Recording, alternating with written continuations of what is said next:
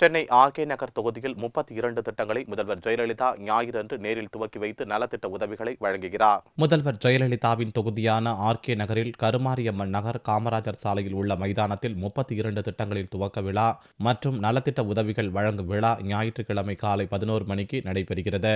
இதில் முதல்வர் ஜெயலலிதா கலந்து கொண்டு கொருக்குப்பேட்டை மீனாம்பாள் நகரில் கட்டப்பட்ட மேம்பாலத்தை திறந்து வைக்கிறார். தாசில்தார் அலுவலகம், ஆர்டிஓ அலுவலகம், உணவுப் பொருள் வழங்கல் உதவி கமிஷனர் அலுவலகம், போலீஸ் குடியிருப்பு, பள்ளி கட்டடம் உள்ளிட்ட பல்வேறு கட்டடங்களையும் திறந்து வைக்கிறார். பாரதி நகரில் 6 ஏக்கரில் அமைக்கப்பட்டுள்ள பூங்கா, டிஎச் ரோடு காந்தி முனையில் பூங்கா, ரெட்டைக்குழி பார்க் பகுதியில் உள்ள பூங்கா ஆகியவற்றையும் திறந்து வைப்பதோடு ஐடிஐ, பாலிடெக்னிக் ஆகியவற்றுக்கு அடிக்கல் நாட்டுகிறார். பின்னர் மருத்துவ முகாம் மூலம் கண் அறுவை சிகிச்சை மேற்கொண்டவர்களுக்கு இலவச கண்ணாடி உட்பட பல்வேறு நலத்திட்ட உதவிகளை அவர் வழங்குகிறார். சட்டசபை தேர்தல் அறிவிக்கப்பட உள்ள நிலையில் முதல்வர் ஜெயலலிதா தனது தொகுதியில் தொண்டர்களுக்கு உற்சாகம் அளிக்கும் வகையில் தேர்தல் வியூகம் குறித்து ஆவேசமாக பேசுவார் என்று எதிர்பார்க்கப்படுகிறது.